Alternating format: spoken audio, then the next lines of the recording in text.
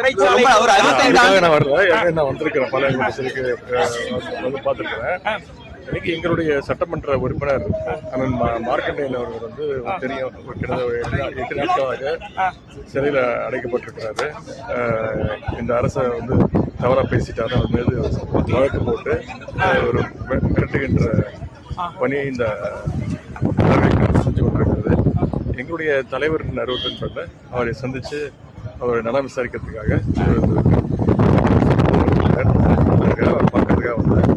நானும் நம்முடைய முன்னாள் அமைச்சர் ஈரட்சன் அவர்களும் நம்முடைய சட்டமன்ற உறுப்பினர் அனிதா ராதாகிருஷ்ணன் அவர்களும் போய் நேரில் அவரை சந்தித்து நல்லா விசாரிச்சுட்டு வந்திருக்கிறேன். ரொம்ப தைரியமாக இருக்கிறாரு, மகிழ்ச்சியா இருக்கிறாரு. தொடர்ந்து திமுக உறுப்பினர் வழக்கு பதிவு பண்றாங்க, எப்படி பாக்குறீங்க சார்? தொடர்ந்து அனிதா ராதாகிருஷ்ணன் தொடர்ந்து இப்ப இவங்க பண்ணிருக்காங்க, அது எப்படி பாக்குறீங்க? இது அந்த அரசனுடைய எதனுடைய அரசுடைய ஒரே பணியாக தான் அதை பாக்குறேன். வேற என்ன பண்ணிட்டு இருக்காங்க? சோசியல் மீடியாவில் அவங்க கட்சியை சேர்ந்தவங்க சொல்லப்போனால் தூத்துக்குடியில் திருநெல்வேலியில் தான் வந்து தவிக நிர்வாகிகள் மீது அவங்களுடைய கட்சிக்காரங்களே வந்து பல்வேறு குற்றச்சாட்டுகளை வச்சிருக்கிறாங்க. அதெல்லாம் சட்டமன்றத்தில் பேசியிருக்கிறேன். அதை பற்றிலாம் இந்த அரசு கொஞ்சம் கூட அதுக்குள்ள செவி சாய்க்காம சொல்லப்போனால் அவங்களுடைய கட்சிக்கு நிர்வாகிகளே இன்னைக்கு பல்வேறு புகார்களை சொல்லிட்டு இருக்கிறாங்க. அதை பற்றிலாம் இந்த அரசு எந்த நடவடிக்கையும் எடுக்கலை. முழுக்க முழுக்க திராவிட முன்னேற்ற கழகத்தையும் எங்களுடைய சட்டமன்ற உறுப்பினர்களையும் அண்ணா திராவிட முன்னேற்ற கழகத்துடைய சட்டமன்ற உறுப்பினர்களை வாங்குவதிலும் சோஃபா கொடுத்து உங்களுக்கு தெரியும் நான் யாரை சொல்கிறேன்னா உங்களுக்கு தெரியும், அவங்களாம் சொல்கிறேன்னு இந்த பணிகளை இந்த அரசு முழு நேரமாக 24 hour ஜாபாக செஞ்சு அணை குறித்து எதிர்கட்சி தலைவருக்கு பெரிதாக ஒன்றும் தெரியாது. சிடிஆர் நிர்மல்குமார் உங்களுடைய நான் வரல, நான் வந்திருக்கிறேன் பாளையங்கோட்டை சிறைக்கு வந்து பார்த்துருக்கிறேன். இன்னைக்கு எங்களுடைய சட்டமன்ற உறுப்பினர் அண்ணன் மார்க்கண்டேயன் அவர்கள் வந்து தெரியும், கிட்டத்தட்ட 8 நாட்களாக சிறையில் அடைக்கப்பட்டிருக்கிறாரு. இந்த அரசை வந்து தவறாக பேசிட்டாரு, அவர் மீது வழக்கு போட்டு ஒரு மிரட்டுகின்ற பணியை இந்த செஞ்சு கொண்டிருக்கிறது.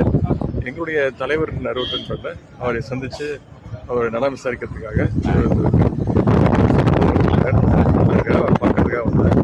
நானும் நம்முடைய முன்னாள் அமைச்சர் ஈரட்சன் அவர்களும் நம்முடைய சட்டமன்ற உறுப்பினர் அனிதா ராதாகிருஷ்ணன் அவர்களும் போய் நேரில் அவரை சந்தித்து நல்லா விசாரிச்சுட்டு வந்திருக்கிறேன். ரொம்ப தைரியமாக இருக்கிறாரு, மகிழ்ச்சியா இருக்கிறாரு. தொடர்ந்து திமுக உறுப்பினர் வழக்கு பதிவு பண்றாங்க, எப்படி பாக்குறீங்க சார்? தொடர்ந்து அனிதா ராதாகிருஷ்ணன் தொடர்ந்து இப்ப இவங்க பண்ணிருக்காங்க, அது எப்படி பாக்குறீங்க? இது அந்த அரசுடைய எதனுடைய அரசுடைய ஒரே பணியாக தான் அதை பாக்குறேன். வேற என்ன பண்ணிட்டு இருக்காங்க?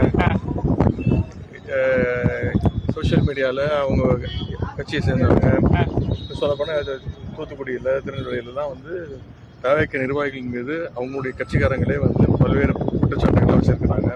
அதெல்லாம் சட்டமன்றத்தில் பேசியிருக்கிறேன். அதை பற்றிலாம் இந்த அரசு கொஞ்சம் கூட அதுக்குள்ள செவி சாய்க்காம சொல்லப்போனால் அவங்களுடைய கட்சிக்கு நிர்வாகிகளே இன்னைக்கு பல்வேறு புகார்களை சொல்லிட்டு இருக்கிறாங்க.